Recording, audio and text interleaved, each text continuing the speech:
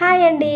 So ఇవాళ మీకైతే దుబాయ్‌లా నాకు నచ్చే థింగ్స్ అంటే ఏవేదో పెద్ద గూగుల్‌లో సెర్చ్ చేసి అట్లా ఏమి ఉండయండి. నాకు తెలిసినయి నేను 7 ఇయర్స్ నుంచి దుబాయ్‌లో స్టే చేస్తున్నా కాబట్టి సో మరి నేను అబ్జర్వ్ చేసిన థింగ్స్ అయితే మీకు నేను షేర్ చేసుకోవాలనుకుంటున్నా. సో అందులో నాకు నచ్చేటివి ఏంటి, నచ్చనివి ఏంటి అవైతే మీకు ఇప్పుడు చెప్తాను అనమాట. సో ఫస్ట్ వచ్చేసి మనము దుబాయ్‌లో నచ్చే థింగ్స్ అంటే సుఖాలు సో గుడ్ థింగ్స్ ఏంటి అనేసి మనమైతే చూద్దాం. ఫస్ట్ అయితే Dubai best visit place.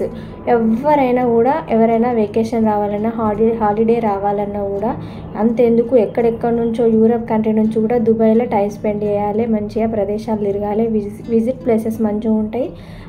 Free country, మనం హ్యాపీగా రెస్ట్రిక్షన్స్ లేకుండా హ్యాపీగా టైం స్పెండ్ చేయొచ్చు. మళ్ళీ వరల్డ్లో లార్జెస్ట్ బిల్డింగ్ ఇక్కడనే ఉంది కదా, బుర్జ్ ఖలీఫా, మిరాకిల్ గార్డెన్, ఇట్లా బ్యూటిఫుల్ ప్లేసెస్ ఇక్కడనే ఉంటాయి.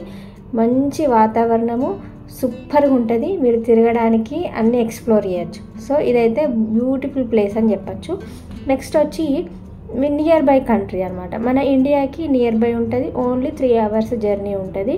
సో మనం ఏమైనా ఎమర్జెన్సీ అయినా కూడా, ఫర్ ఎగ్జాంపుల్ మేము రెసిడెంట్ కదా, సో రెసిడెంట్ అయిన వాళ్ళు ఏదైనా ఎమర్జెన్సీ అయితే ఇండియాకి వెళ్ళాలంటే ఎక్కడో 12 hours 24 hours ప్రయాణం చేసి వెళ్ళకుండా వితిన్ ఎప్పటికప్పుడు మనం ఒక 1 dayలో టికెట్ బుక్ చేసుకొని ఇండియాకి వెళ్ళైతే రావచ్చు. సో చాలామంది దుబాయ్ని ఎందుకు చూస్ చేసుకుంటారు, ఇక్కడ జాబ్ చేయడానికి ఎందుకు ఇష్టపడతారు వేరే అదర్ కంట్రీస్లో కంటే? దుబాయ్ ట్యాక్స్ ఫ్రీ కంట్రీ అనమాట.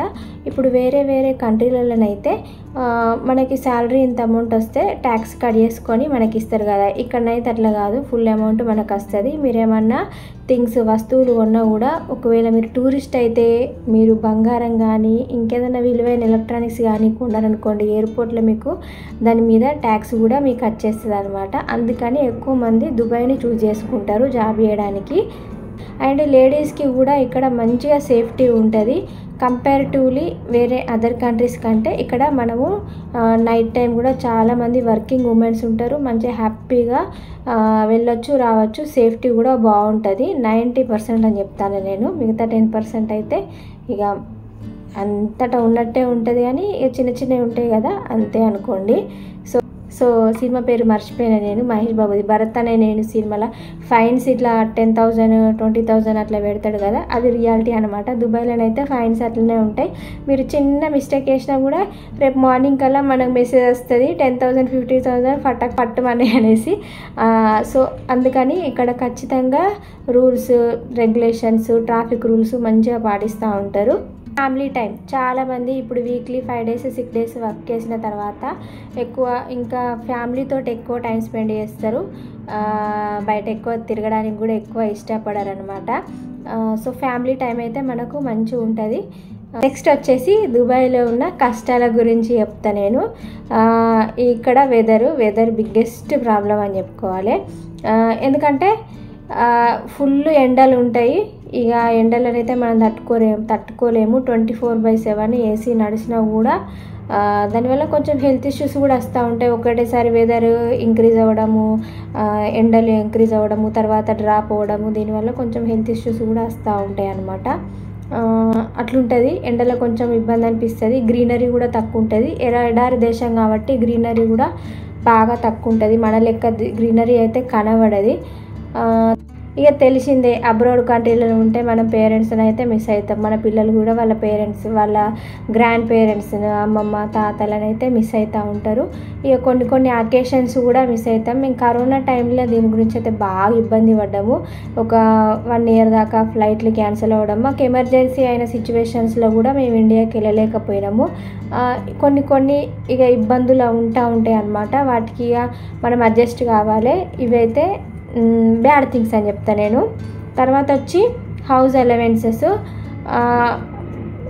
ఇక్కడ అదర్ కంట్రీస్ లాగా మనకైతే ఓన్ హౌసెస్ పర్మనెంట్ ఉండదు అనమాట. 100 years అట్లా మనము తీసుకోవాలి. ఆ భూమి అన్నది మనకు సొంతం అని ఉండదు. ఇప్పుడు మనం ఇండియాలో కదా, ఈ భూమి మేము కొనుక్కుంటాం, రిజిస్ట్రేషన్ అయిపోయింది, తర్వాత ఇల్లు కట్టుకుంటాం, అది పర్మనెంట్గా మనకి, మన తర్వాత మన పిల్లలకి అట్లా ఉంటుంది కదా. ఇక్కడ అట్లా కాదనమాట.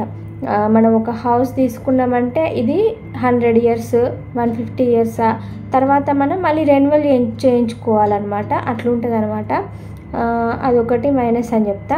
తర్వాత సో కంపేర్ టు అదర్ కంట్రీస్తో చెప్పాలంటే ఎడ్యుకేషన్ అయితే అంత ఏం బాగుండదు.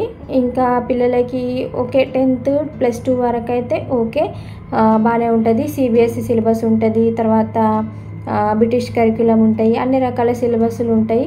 కాకపోతే హయ్యర్ ఎడ్యుకేషన్ అయితే ఇక్కడ నాకు తెలిసి అయితే ఏవియేషన్ బాగుంటుంది. ఎమిరేట్స్ కాలేజ్ ఒకటి ఉంది. ఇక మిగిలిన ఇంజనీరింగ్స్ వాటికి మెడికల్ వాటికి అయితే చాలామంది పిల్లల్ని ఇండియాకు పంపించి ఇండియాలో చదివిస్తూ ఉంటారు. ఎడ్యుకేషన్ అయితే మొత్తం మనమే డబ్బులు ఖర్చు పెట్టుకోవాలి. ఫ్రీ ఎడ్యుకేషన్ అంటే ఏముండదు. ఇక్కడ లోకల్స్ వాళ్ళకే ఫ్రీ ఉంటుంది అనమాట, మనకి ఫ్రీ ఉండదు. ఇక అదొక్కటి మైనస్. వాళ్ళనైతే మనకి ఈ ఇండియాలో ఉన్న ఫీలింగే అనిపిస్తూ ఉంటుంది, ఒక మినీ ఇండియా లాగా అనిపిస్తూ ఉంటుంది. ఎందుకంటే మనకు కావాల్సిన అన్ని రకాల ఫుడ్లు, గ్రోసరీస్ అన్నీ దొరుకుతాయి. మనకు సంబంధించిన ఇప్పుడు తెలుగు వాళ్ళైతే నేను చూసినప్పుడైతే ఒక 7 years బ్యాక్ అయితే తెలుగు ఫ్యామిలీస్ చాలా తక్కువ ఉండేవి. ఎప్పుడో ఎవరో ఒకరు, ఎక్కువ శాతం మంది ఇట్లా బ్యాచిలర్సే ఎక్కువ ఉండేవాళ్ళు మన తెలుగు వాళ్ళు. కేరళ పీపుల్ అయితే చాలామంది ఉండేటోళ్ళు అప్పుడు కూడా ఫ్యామిలీస్.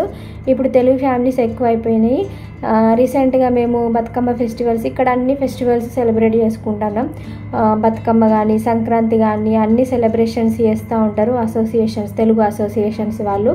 సో మనకి ఇండియా మిస్సింగ్ అన్న ఫీలింగ్ అయితే తక్కువే ఉంటుంది. ఇక మన పేరెంట్స్ని ఒక్కటే మిస్ అవుతాం. ఇవ్వండి దుబాయ్లో వచ్చి కష్టాలు సుఖాలు ఇట్లుంటాయి. నాకు నచ్చే థింగ్స్, నచ్చని థింగ్స్.